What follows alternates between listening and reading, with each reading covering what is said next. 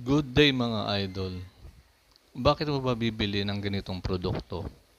Heavy Duty Crash Guard para sa XSR 155 natin. Marami namang mabibiling mas mura. Ang advantage ng crash guard na ito ay yari sa 26 mm diameter tubular steel pipe. Kaya malakas at matibay. May perpektong sukat sa pagbent at perpektong ulmaan.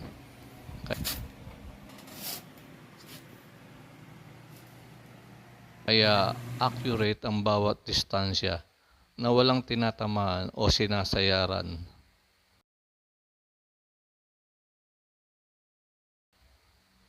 Naka 3 point of contact design.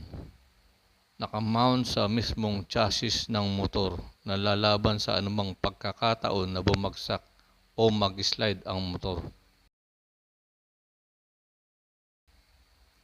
At kaya nitong depensaan ang paa at legs sa pagkakaipit sapagkat malapad at naka-overlap talaga sa body ng motor na hindi naman nagpapasagwan tignan. Plug and play at basta mo lang isasalpak sa kahit anong year model ng XSR 155 na compatible. Yan. Sobrang daling install. May step-by-step video tutorial sa Ramil Lalo YouTube channel.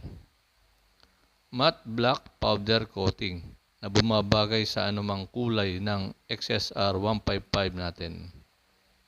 Thank you for watching.